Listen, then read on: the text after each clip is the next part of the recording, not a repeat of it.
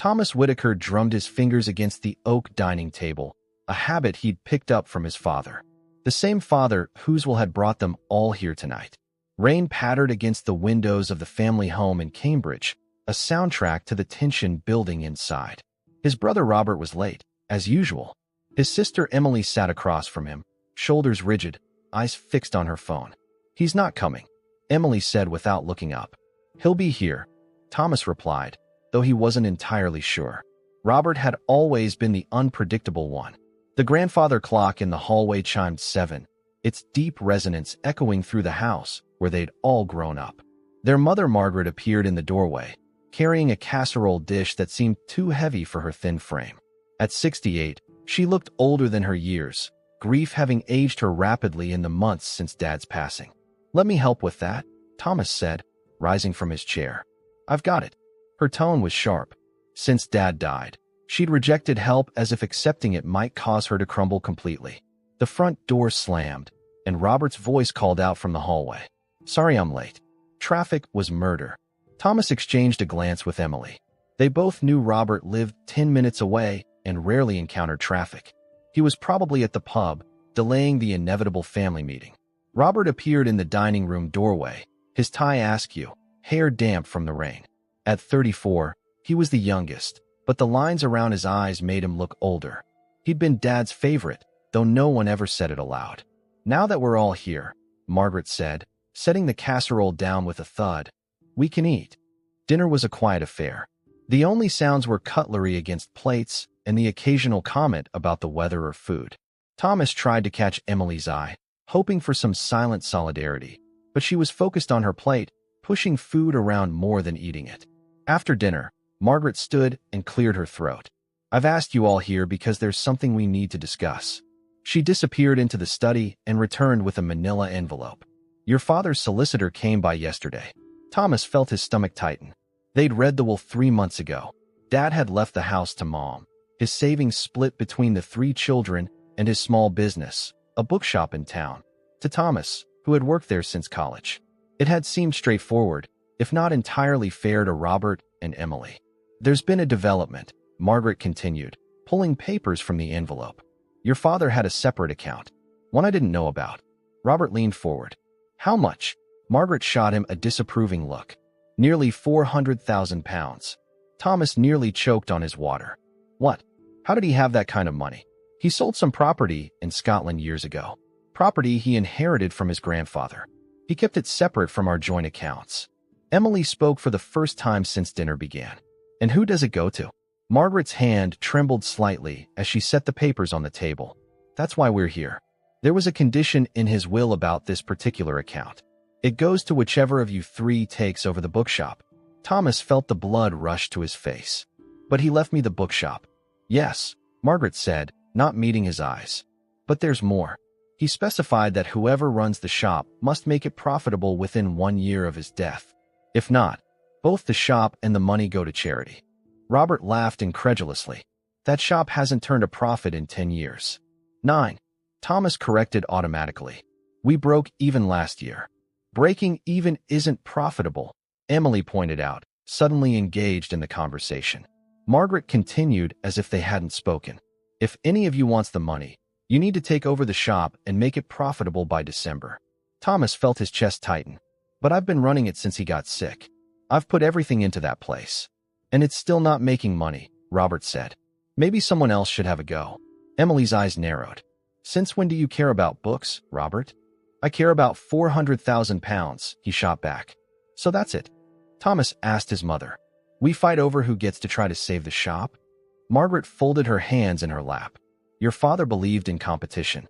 He thought it brought out the best in people. Or the worst," Emily muttered. Thomas sat back in his chair, mind racing. The bookshop was everything to him. It was where he'd spent time with Dad, learning the business, sharing their love of literature. But he'd been struggling to keep it afloat in the age of online retailers and ebooks. Could he really make it profitable in 9 months? "I'm going to try," he announced. Robert snorted. "Of course you are. Dad's golden boy, following in his footsteps." "That's not fair," Thomas said, though the accusation stung because there was some truth in it. "Nothing about this is fair," Emily said, standing up. Dad is playing games with us, even from the grave. Margaret's voice was quiet but firm. Your father had his reasons. The shop meant everything to him. More than us. Emily asked. Margaret didn't answer, and her silence filled the room with more unspoken words than any response could have. Robert stood up, chair scraping against the hardwood floor. Well, this has been lovely. But if we're competing for Dad's money, I think I'll go work on my business plan. You can't be serious, Thomas said. For £100,000 serious, Robert replied with a grim smile. May the best sibling win. After Robert left, Emily lingered, helping their mother clear the table. Thomas sat stunned, trying to process what had just happened. The bookshop had always been his future, his connection to Dad. Now it was a prize to be won. You okay? Emily asked, returning from the kitchen. Not really, Thomas admitted. You thinking of competing too? Emily leaned against the doorframe. I don't know. I could use the money for the girls' education fund. Thomas nodded. Emily's twins were 10 now, bright kids who deserved every opportunity. He couldn't begrudge her wanting to secure their future. We shouldn't let this tear us apart, he said. Too late, Emily replied softly. Dad already made sure of that. 1 week after the dinner, Thomas arrived at Whitaker Books to find Robert already inside, measuring the space between bookshelves with a tape measure. Thomas paused in the doorway, coffee in hand, watching his brother with narrowed eyes. The shop doesn't open for another hour, Thomas said. Robert looked up, not at all surprised. Mom gave me a key. Of course she did. The bookshop was a narrow but deep space in a Victorian building on Mill Road. Morning light streamed through the front window, illuminating dust particles dancing in the air. Books lined every wall, with freestanding shelves creating a maze in the center. A small reading nook with worn armchairs sat in the back corner, and the checkout counter stood near the front, piled with new releases and local author promotions. What exactly are you doing? Thomas asked, setting his coffee on the counter and hanging his coat on the rack. Research, Robert replied, making a note in his phone. I'm thinking the layout is inefficient. Too crowded. People can't browse properly. Thomas bit back a sharp response. We're a bookshop, not a department store. Readers like the cozy feel. Readers, maybe. Customers who actually spend money might prefer something more navigable. Thomas took a deep breath. Do you even read, Robert? Not everyone has time to sit around with their nose in a book all day. Robert tucked his tape measure into his pocket. Some of us have been busy building actual careers. The barb stung. Thomas had graduated with honors in English literature from Leeds University, but had turned down a publishing job in London to help Dad with the shop when his health started failing. Robert, meanwhile, had bounced between sales jobs, never sticking with anything for long, but somehow always landing on his feet. Did you come here just to insult me? Or do you have an actual plan? Thomas asked. Robert smiled, the same smug smile he'd had since they were kids. I'm presenting my business proposal to Mom tonight. I assume you're doing the same. Thomas hadn't known about any formal presentation. Mom's not the one who decides. No, but she controls when we can access the shop during this competition. Plus, she knew Dad better than anyone. She'll know which plan he would have preferred. Thomas turned away, pretending to organize books on the counter so Robert wouldn't see his frustration. Their mother had always meddled in their rivalry, sometimes intentionally pitting them against each other. Dad had been the buffer between Margaret's machinations and the siblings. The bell above the door jingled, and Emily walked in, wrapped in a gray wool coat, her blonde hair tucked under a knit hat. Well, it's a family reunion, Robert said. Emily ignored him and approached Thomas. Can we talk? I was just leaving, Robert announced. On his way out, he paused. By the way, Thomas, your quarterly taxes are due next week. The forms are a nightmare this year. When the door closed behind Robert, Emily rolled her eyes. He's such a... I know. Thomas interrupted. What's up? Emily unwound her scarf and perched on a stool by the counter. I wanted to let you know that I'm not competing for the shop. Relief washed over Thomas. Really? The twins have school, and Mark's job keeps him traveling. I can't commit to running a business full-time. She paused. But I don't think you should let Robert take over, either. Trust me, that's not happening. You don't understand. I had coffee with his girlfriend Diane yesterday. Robert's planning to convert this place into a cafe bookshop hybrid. Minimal books, maximum profit. Thomas felt his stomach drop. He can't do that. This place has been a bookshop for 40 years. He can if he wins the competition. Dad's will doesn't specify what kind of business it has to be, just that it has to be profitable. Thomas ran a hand through his hair. A cafe? Robert can't even make proper coffee at home. He's partnering with that chain, Bean Scene. They'll handle the cafe side. He'll manage the transition. That's why he was measuring the shelves. Thomas looked around the shop, suddenly seeing it through Robert's eyes. A space to be gutted and repurposed. I wanted to warn you, Emily said. And I want to help you. Thomas raised an eyebrow. How? I'm good with numbers, better than you or Robert. I could do the accounting, help you find ways to cut costs without compromising what makes this place special. Why would you do that? Emily's expression softened. Because this shop is Dad, and I'd rather see you carry on his legacy than watch Robert turn it into another soulless cafe. For the first time in days, Thomas felt hopeful. What about the money? If you win, we split it. 70-30. You get the shop and the larger share. It was a generous offer. Thomas knew Emily could use the money, even 30% of it. Deal, he said, extending his hand. They shook on it, a pact against their brother. Emily looked around the shop. So, what's your plan to make this place profitable? Thomas hesitated. His idea had seemed solid before Robert showed up with his corporate partnership. Online presence, community events, expand the rare books section. That's not enough, Emily said bluntly. Amazon will always beat you on price and selection for regular books. You need something they can't offer. Like what? I don't know yet, but we have 9 months to figure it out. The door jingled again. This time it was Mrs. Abernathy, a regular customer in her 70s who came in every Tuesday for the new mystery releases. Good morning, Thomas. And Emily. How lovely to see you here. Emily smiled. Nice to see you too, Mrs. Abernathy. Thomas moved to help the older woman, but Emily caught his arm. Watch, she whispered. Mrs. Abernathy wandered to the mystery section, selected 2 books without even reading the back covers, then brought them to the counter. The usual, Mrs. Abernathy? Thomas asked. Yes, dear. And do add that new Patricia Cornwell if you have it. After she left, Emily turned to Thomas. That's it. You're regulars.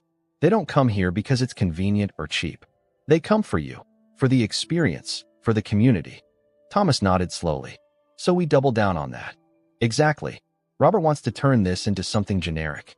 We make it more personal, more Whitaker. For the rest of the morning, they brainstormed ideas, a subscription service for regulars with personalized recommendations, author events, partnerships with local schools, a section dedicated to Cambridge authors past and present. By lunchtime, Thomas had filled a notebook with possibilities. When Emily left for a parent-teacher meeting, Thomas felt more energized than he had in months. Having her on his side made the challenge seem less daunting. He spent the afternoon rearranging displays, imagining the changes they'd discussed.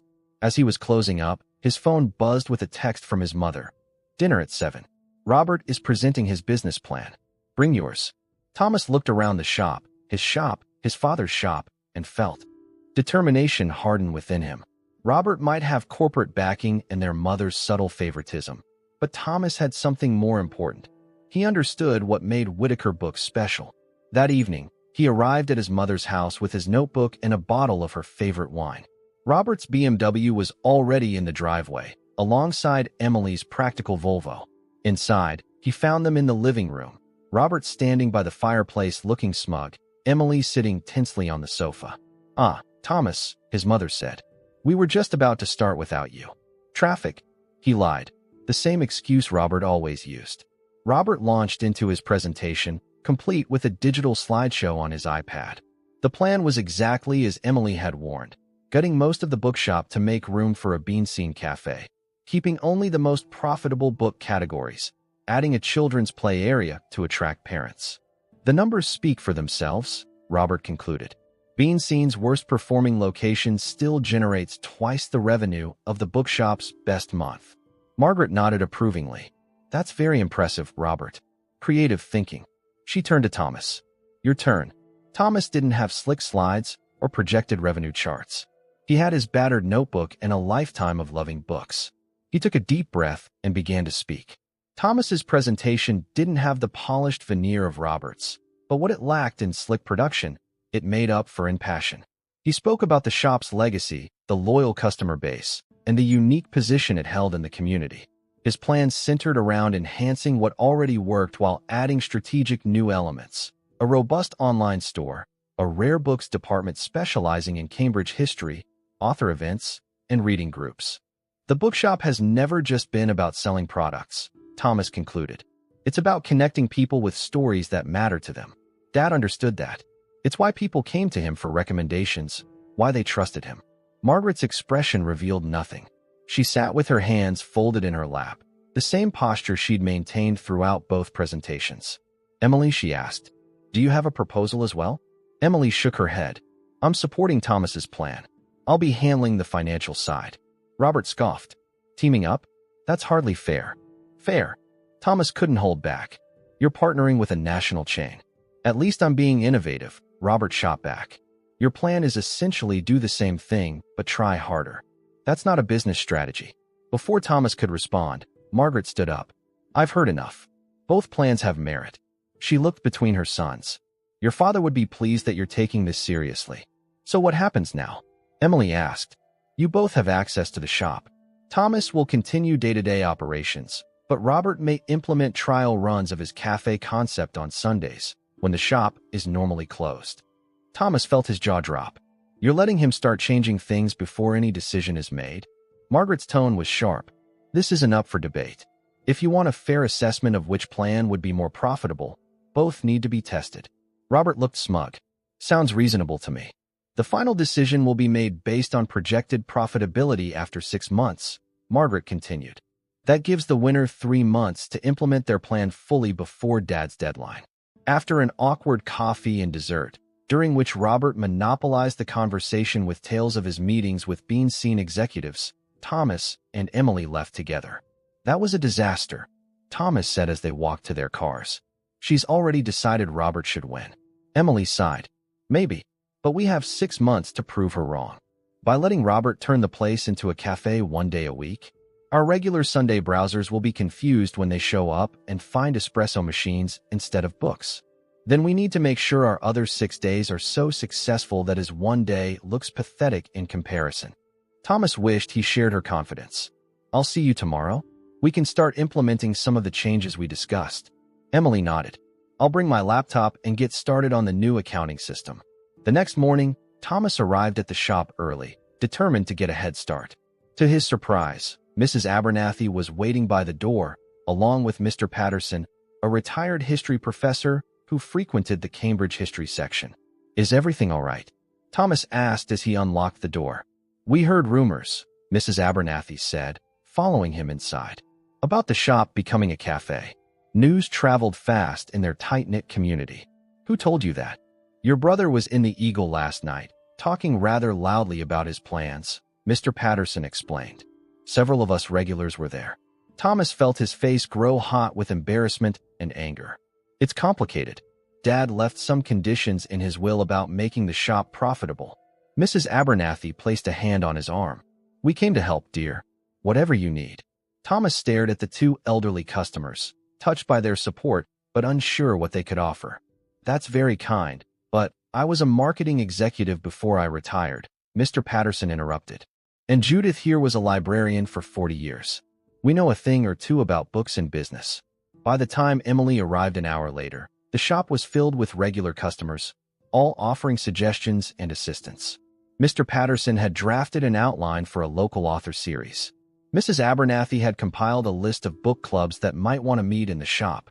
A university student named Zoe volunteered to revamp their social media presence. Emily surveyed the scene with wide eyes. What's happening? Apparently, Robert was bragging about his plans at the pub last night. Word got around, and all these people showed up to help. Thomas nodded, a lump in his throat. They care about this place as much as we do. Over the next few weeks, the shop transformed. With Emily's financial oversight, they identified ways to cut costs without sacrificing quality. Mr. Patterson's marketing expertise helped them target their advertising more effectively. Zoe's social media campaign attracted younger customers, including university students who had previously relied on the campus bookstore.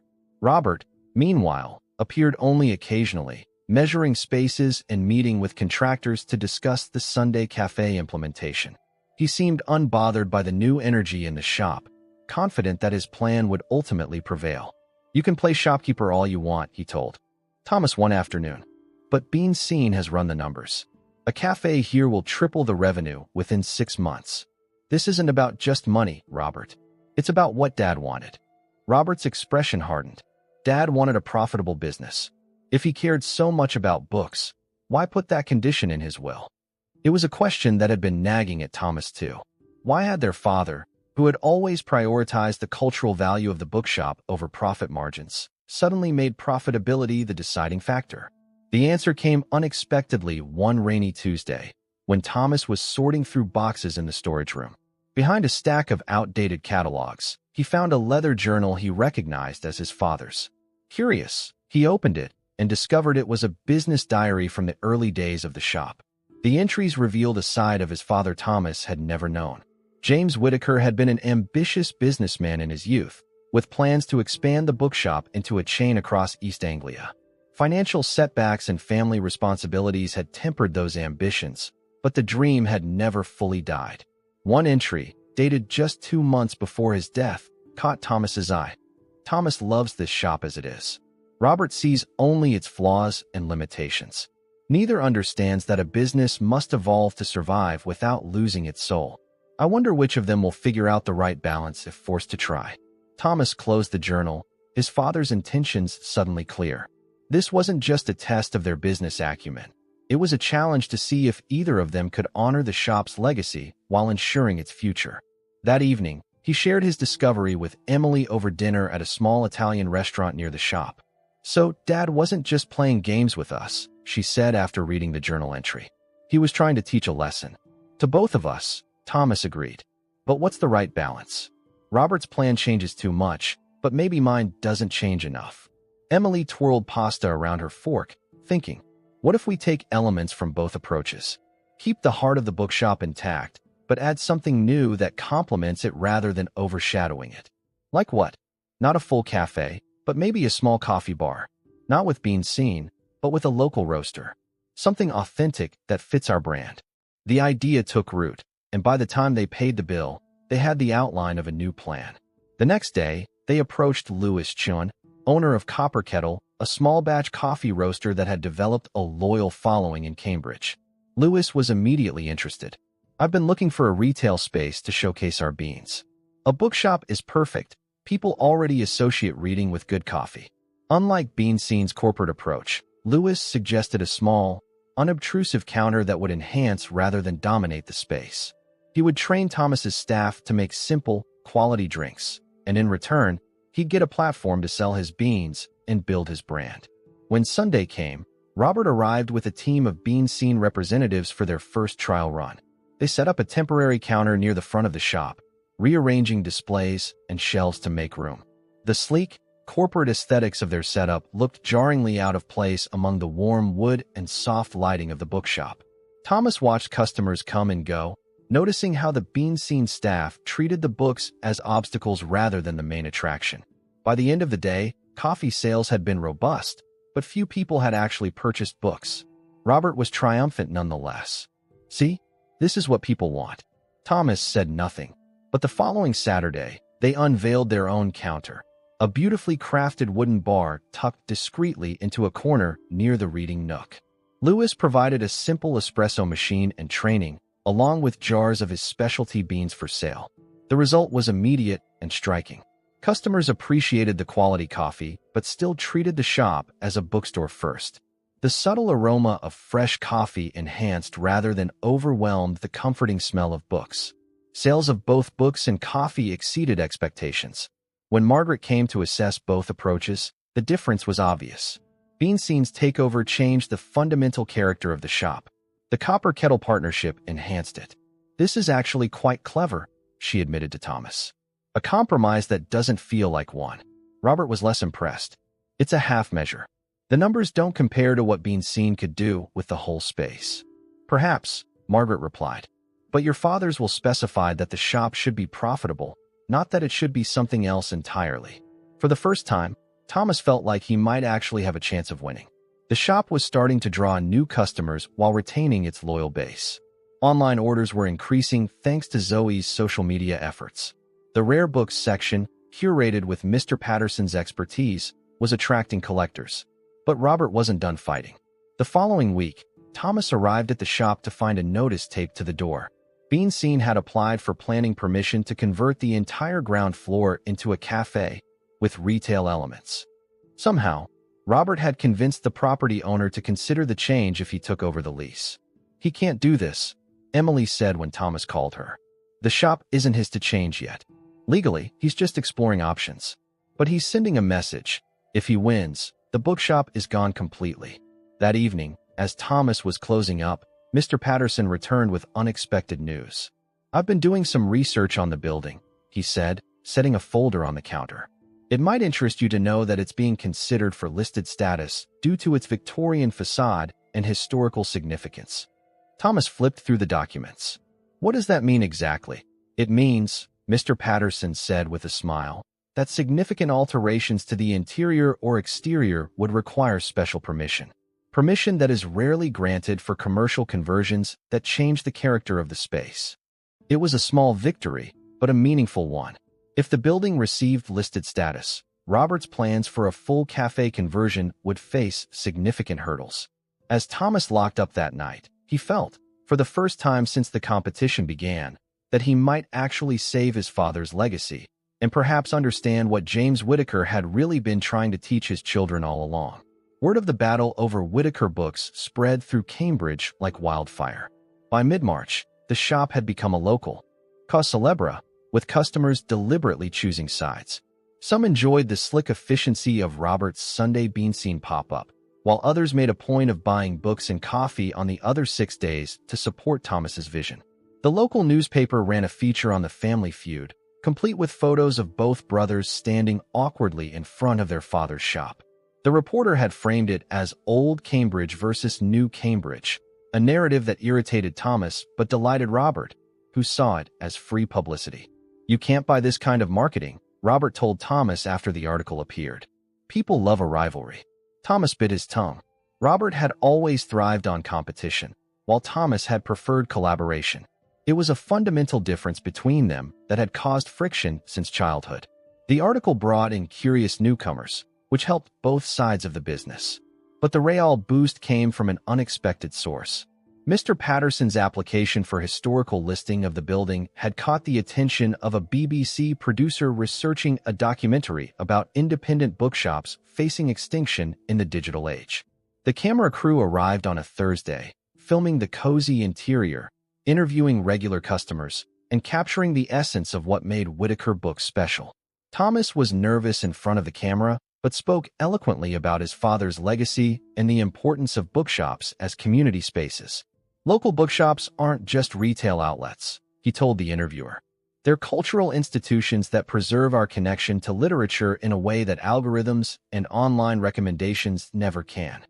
The producer wanted to film on Sunday as well, to capture the contrast of Robert's cafe concept.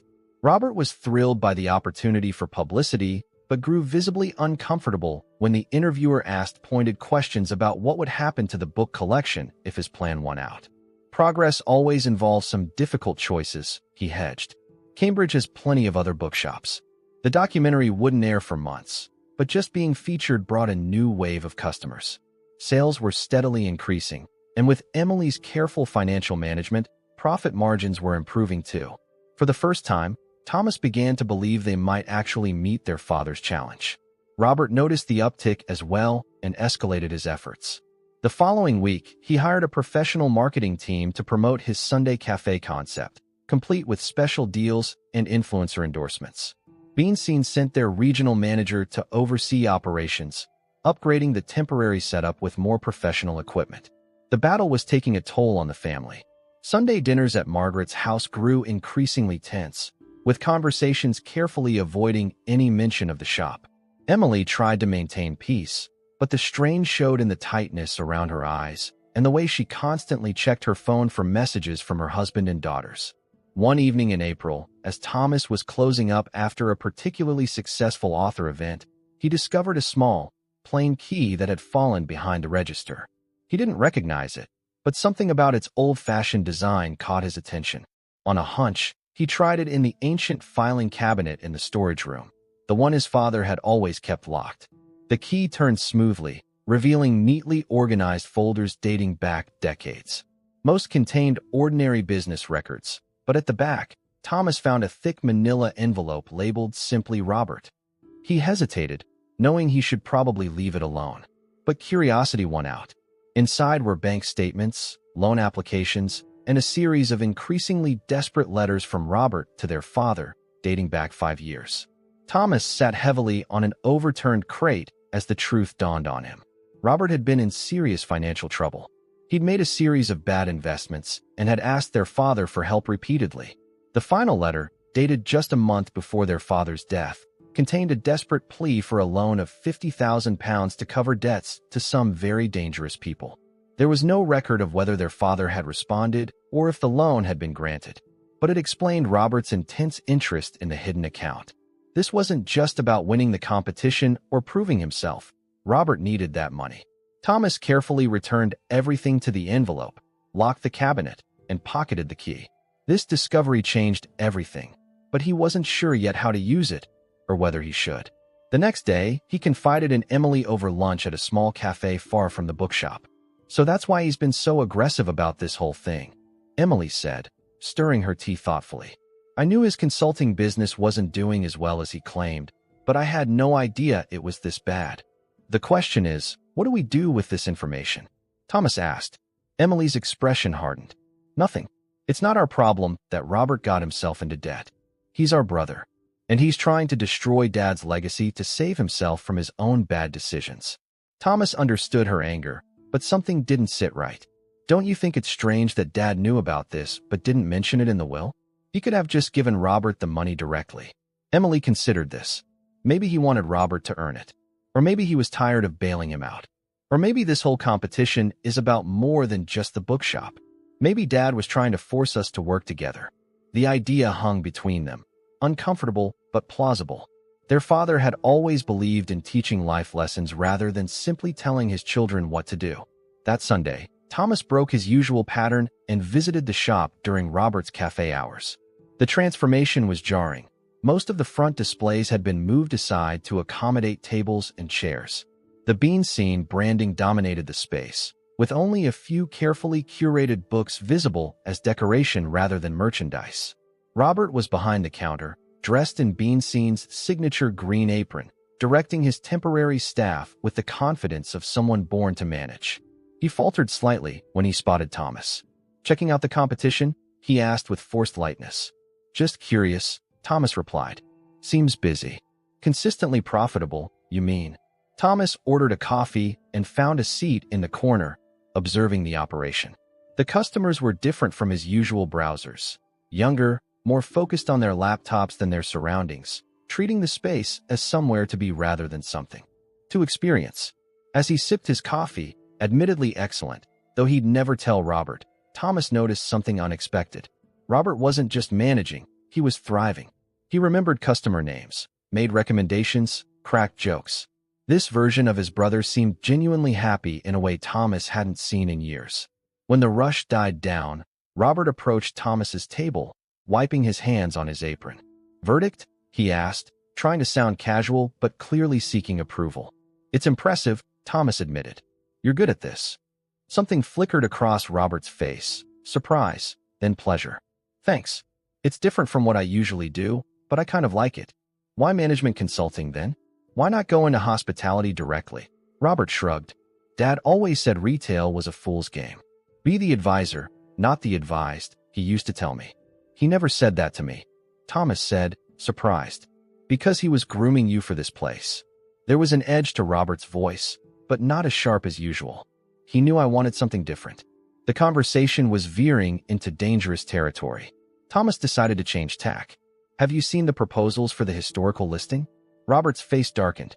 "Your professor friend's attempt to sabotage my plan?" "Yes, I've seen them." "It's not about your plan.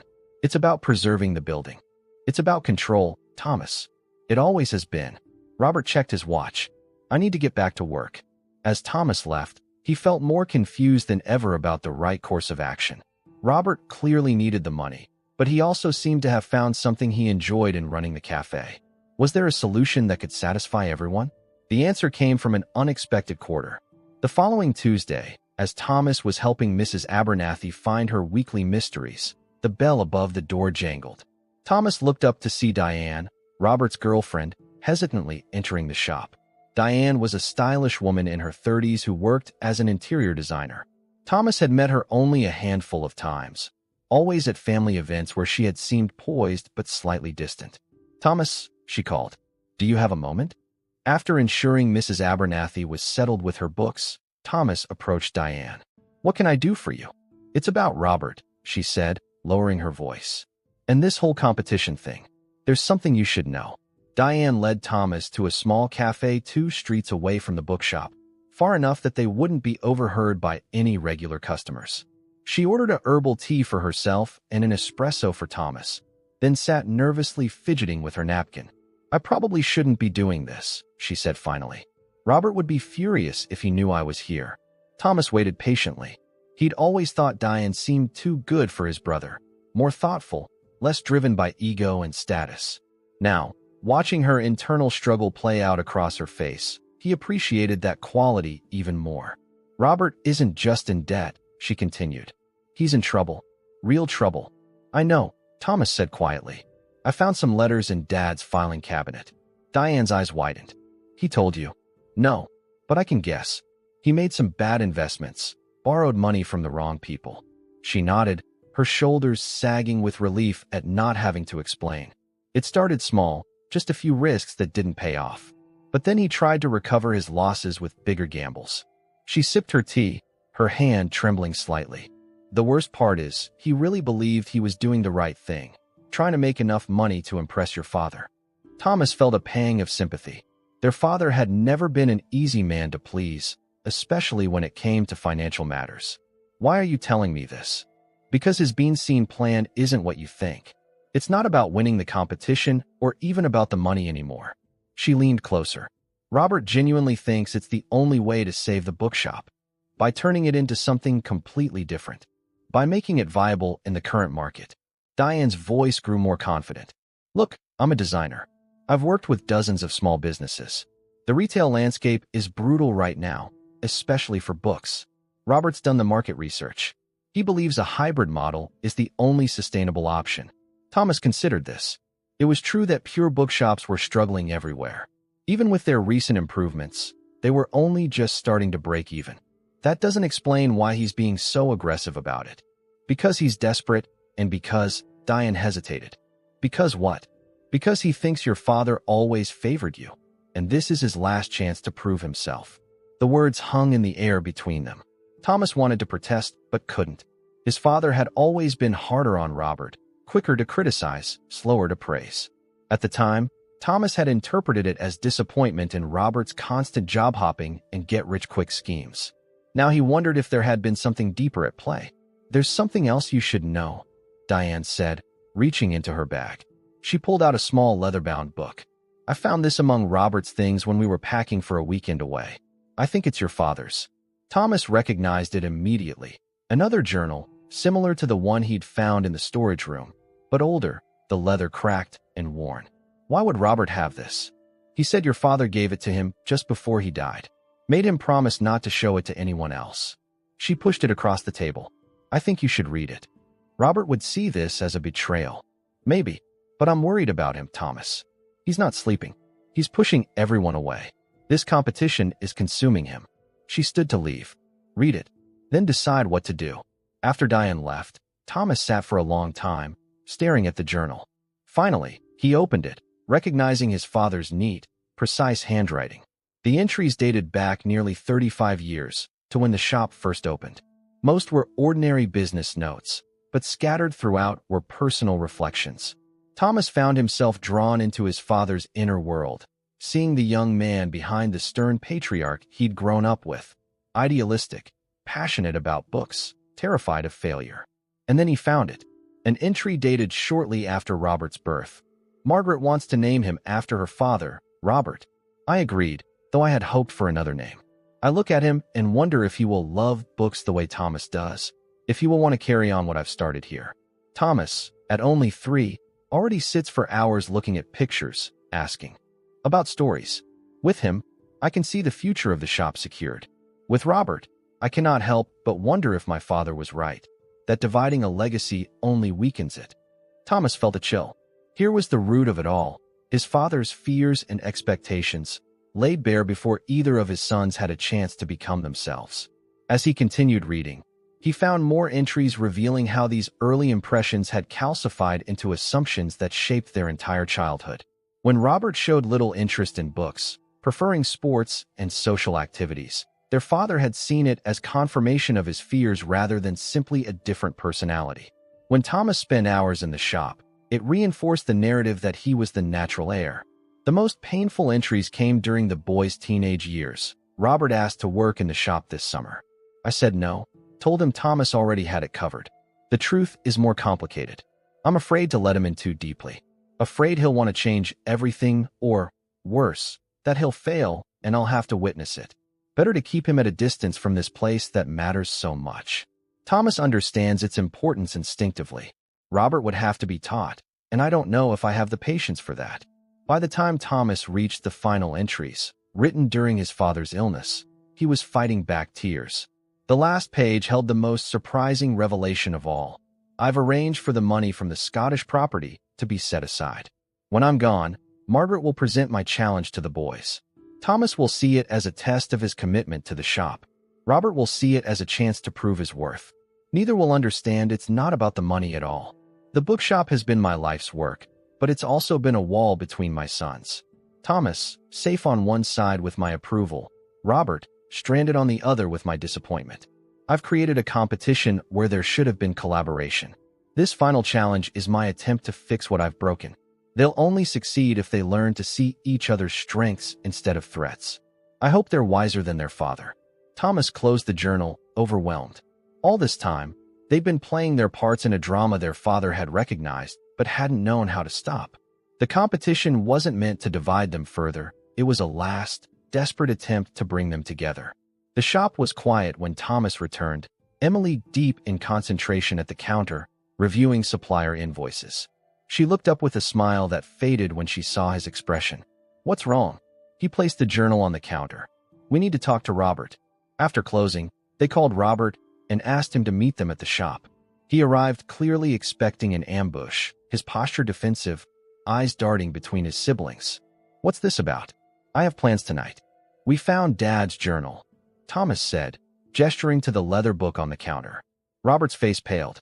Where did you get that? It doesn't matter, Emily interrupted. What matters is what's in it. They took turns reading selected passages aloud. Robert started pacing halfway through, running his hands through his hair in agitation. When they finished, he slumped into one of the reading nook chairs. So the whole thing was a setup, he said bitterly. Another one of Dad's life lessons. I don't think that's fair, Emily said. He was trying to fix his mistakes by manipulating us from beyond the grave. Robert laughed without humor. Classic James Whittaker. Thomas pulled up a chair opposite his brother. Why didn't you just tell us about the money problems? We could have helped. Right, because asking my little brother for a handout would have been so dignified. Robert's voice was sharp, but Thomas could hear the fear beneath it. Pride isn't worth losing everything over, Emily said gently. Easy for you to say. You've got Mark and your perfect little family. Thomas has the shop and Dad's approval. What do I have? Robert's voice broke slightly. This was my chance to prove I wasn't a complete failure. The silence that followed was heavy with decades of misunderstandings and unspoken resentments. Finally, Thomas spoke. Dad was wrong, you know, about both of us. He tapped the journal. He put us in boxes before we could even talk. You're not a failure, Robert. You're just not him. And maybe that's a good thing. Robert stared at the floor. The debts are real, Thomas. Very real. And they're coming due soon. How much? Emily asked. All of it. The full $400,000 would barely cover it. Thomas and Emily exchanged glances. We need to see the books, Emily said. All of them. The shop, your business, everything. If we're going to fix this, we need complete transparency. Why would you help me? Robert asked, genuine confusion in his voice. I've been trying to take the shop from you. Because we're family, Thomas said simply. And because I think Dad was right about one thing. We'd be stronger together than apart. They stayed in the shop until midnight, Robert finally opening up about the extent of his financial troubles. Years of living beyond his means, investments that promised quick returns but delivered losses, and finally, desperate borrowing from increasingly unsavory sources. Emily, with her accountant's precision, laid it all out in spreadsheets, a full picture of disaster, but also, potentially, a path forward. It's bad, she concluded, but not impossible. We can consolidate the debts, negotiate payment plans, maybe even sell some assets. What assets? Robert scoffed. I've got nothing left to sell. Thomas had been quiet for the past hour, thinking. Now he spoke. What if we compromise on the shop? Not being seen, but something similar to what we've been doing with Copper Kettle. A real cafe bookshop hybrid, but designed thoughtfully, with books still at the center. The current model is barely breaking even, Robert pointed out, because we're still finding our feet. But your market research isn't wrong. People want somewhere to sit, to meet, to work. We just need to implement it in a way that doesn't destroy what makes this place special. Emily nodded slowly. It could work, especially if we all contribute our strengths instead of working against each other. They looked at each other, three siblings surrounded by books in the quiet shop their father had built. For the first time since the will had been read, Thomas felt something like hope. So what are you suggesting? Robert asked, his voice cautious but no longer hostile. A true partnership, Thomas said. You handle the cafe side and business development. Emily manages the finances, and I run the book operation. We pool our skills instead of competing. And the money? We use it to save you from your creditors and invest in transforming the shop. A fresh start for all of us. Robert was silent for a long moment. And if it fails? Then we fail together, Emily said firmly. As a family. The next morning, they presented their unified plan to their mother. Margaret listened without interruption, her expression unreadable until they finished. So you've decided to ignore the terms of your father's will, she said finally. Not ignore, Thomas corrected. Fulfill. In his own way, Dad wanted us to come to exactly this conclusion. Margaret's stern expression softened slightly. He would be pleased, I think, though he'd never admit it. As they left their mother's house, Robert hung back, catching Thomas's arm. Thank you, he said quietly. I don't deserve this second chance. Thomas thought of their father's journal, of all the years of misunderstanding and missed opportunities. Maybe none of us deserves a second chance, but we all need one sometimes. The transformation of Whitaker Books began the very next week. They closed for 3 days, the first time the shop had been closed for more than a holiday in 40 years, to begin the renovations. Thomas had worried that their regular customers would be upset, but when they announced the temporary closure for exciting changes, the response was overwhelmingly supportive. Just don't get rid of the poetry corner, Mrs. Abernathy had insisted. I proposed to my Herbert there in 1972. They honored her request, keeping the poetry section intact while reconfiguring other areas. With Diane's professional design skills, they found a way to incorporate a proper cafe space without diminishing the bookshop atmosphere. Lewis from Copper Kettle signed on as their exclusive supplier, thrilled to be part of the revitalized business. Robert threw himself into the project with surprising enthusiasm. Free from the pressure of competition, he revealed a genuine talent for operations and customer service. He knew how to create systems that worked efficiently without feeling corporate, and his natural charm made him perfect for handling supplier relationships. Emily's financial acumen proved invaluable as they navigated the complex process of restructuring Robert's debts. Some creditors were willing to accept payment plans once they saw the legitimate business venture taking shape. Others required more persuasion, but with the inheritance as leverage, they managed to negotiate terms that, while strict, were at least manageable. Thomas found himself energized by the collaboration. Ideas that would have seemed threatening during the competition now felt exciting. Robert suggested a children's reading area with comfortable floor cushions and low shelves. Emily developed a membership program that offered discounts on both books and coffee. Even their mother contributed, offering to host a monthly book club for seniors. The local community embraced the changes. Cambridge residents seemed to appreciate that the shop was evolving while maintaining its essential character. Students from the university discovered that the cafe area, with its excellent coffee and ambient atmosphere, made a perfect study space, and many ended up buying books they hadn't planned on. Not everything went smoothly. The construction took longer than expected, as renovations of old buildings often do. The historical listing came through, which protected the facade but complicated some of their plans for the interior.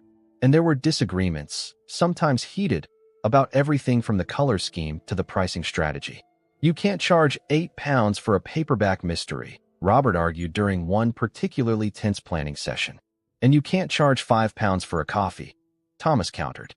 "It's not just coffee, it's an experience," Robert insisted. Emily, as usual, found the middle ground. Different price points for different products. Premium coffee service for those who want it, standard options for regular readers. Limited edition books at collector prices, standard editions at competitive rates. By June, they were ready for a soft reopening. The new Whitaker Books and Brew maintained the warm, personal feel of the original shop, but with thoughtful updates. The bookshelves had been rearranged to create better flow, with the cafe area nestled organically among the books rather than dominating the space. The old reading nook had been expanded into a proper seating area, while a new rare books room showcased their growing collection of valuable editions. On opening day, they arrived 2 hours early to prepare. Thomas felt a nervous energy as he unlocked the door, similar to what he'd experienced as a child when his father had first allowed him to open the shop alone. "What if no one comes?" he asked, arranging new releases on the front table. "They'll come," Robert said confidently. "I've made sure of it." Indeed, when they opened the doors at 10 o'clock, a small crowd had gathered outside. The first customer through the door was Mrs. Abernathy, followed closely by Mr. Patterson and several other regulars. Behind them came a mix of curious newcomers, attracted by the modest but effective marketing campaign Robert had orchestrated. By lunchtime, the shop was humming with activity. The cafe area was full, the register ringing up a steady stream of sales. Emily moved between tables with a tablet, conducting a customer survey to gather feedback on the changes. Robert managed the cafe operations with unexpected skill, while Thomas drifted through the shelves, helping customers find just the right book. Late in the afternoon, Margaret arrived, elegantly dressed as always, her critical eye taking in every detail. Thomas watched nervously as she inspected the renovations, wondering if she would find fault with their compromise. "Your father would have hated this," she said finally, gesturing to the cafe area. Then, surprisingly, she smiled. "And then he would have pretended it was his idea all along." Thomas laughed, the tension breaking. "So you approve?" "It's not what I expected," she admitted. "But yes, I think I do." She glanced toward Robert, who was explaining the origin of their coffee beans to an interested customer. "He seems different." "We all are," Thomas said. After closing, the three siblings gathered in the office, now a proper workspace with 3 desks instead of the cluttered storage room it had once been. Emily opened her laptop to show them the day's figures. "Not bad for a first day," she said, though her smile suggested it was better than not bad. "If we can maintain even 70% of this level of business, we'll be profitable within 2 months." Robert raised his coffee mug. "To the new Whitaker Books and Brew." "And to Dad," Thomas added, "for giving us the push we needed, even if his methods were questionable." They clinked mugs, the atmosphere relaxed in a way it hadn't been since before their father's death. The competition that had threatened to tear them apart had ultimately forced them to recognize what they'd always known deep down. They were stronger together than apart. In the months that followed, the shop flourished. Word spread about the unique hybrid concept, attracting features in local and then national media. Publishers began approaching them about hosting launch events for major authors. The cafe side developed a reputation for quality that drew customers from across Cambridge. By November, just weeks before their father's deadline, they had exceeded even their most optimistic projections. The shop was not just profitable, it was thriving. Robert's debts were on track to be fully paid within 3 years. Emily had reduced her accounting hours to spend more time with her family while still managing the shop's finances. Thomas had finally found time to start writing the novel he'd been planning for years, working on it during quiet moments between customers. The final piece fell into place the week before Christmas, when a solicitor's letter arrived confirming that they had met James Whitaker's conditions. The inheritance would be released as specified in the will to whoever ran the profitable bookshop. They gathered in the shop after hours, the 3 siblings and their mother, to celebrate and make it official. "So," Margaret said, placing the letter on the table between them, "who gets the money?" The siblings exchanged glances. We all do, Thomas said. We're running this place together. Margaret raised an eyebrow. That's not what the will specifies.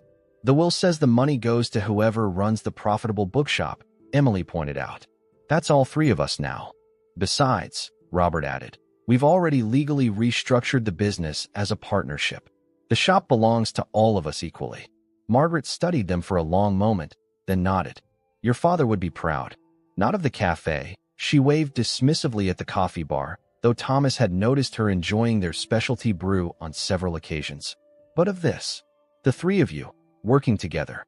Later, after Margaret had gone home, they stayed to finalize plans for the holiday rush. Snow fell gently outside the windows, transforming Cambridge into a picture postcard scene. The shop was warm and inviting, fairy lights twinkling among the bookshelves, the scent of cinnamon and coffee mingling with the familiar smell of books. Do you think this is really what Dad wanted all along? Emily asked, curled in one of the armchairs with a glass of mulled wine. For us to end up as partners?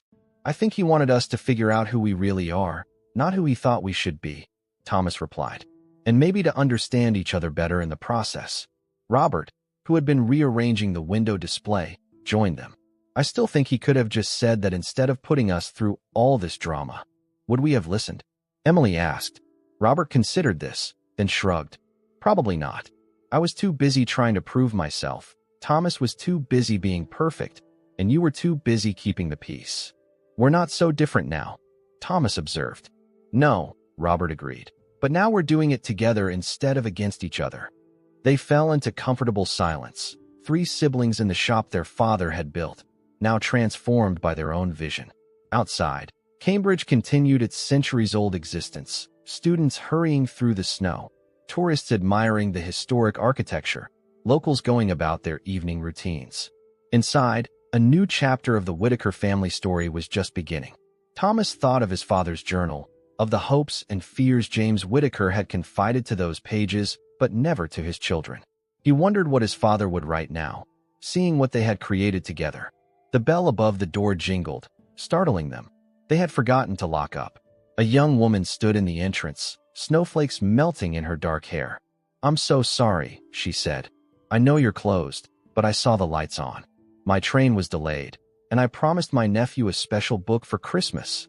Robert was already moving toward the door. Come in, come in. What kind of book are you looking for? Something with adventures, she said gratefully, stomping snow from her boots. He's 8 and loves stories about explorers. Thomas and Emily exchanged smiles as Robert guided the woman toward the children's section, already making recommendations. Some things had changed dramatically in the past year, but the heart of Whitaker books remained the same, connecting people with stories that mattered to them. As Thomas watched his brother helping their last-minute customer, he felt a sense of peace settle over him. Their father's final challenge had been difficult, even painful at times, but it had given them something precious, a second chance to be a family, not just by blood but by choice. Emily seemed to read his thoughts. We're going to be okay, aren't we? Thomas nodded. Better than okay. We're going to be extraordinary. And in that moment, surrounded by books and family in the shop that had nearly torn them apart, but ultimately brought them together, Thomas believed it with his whole heart.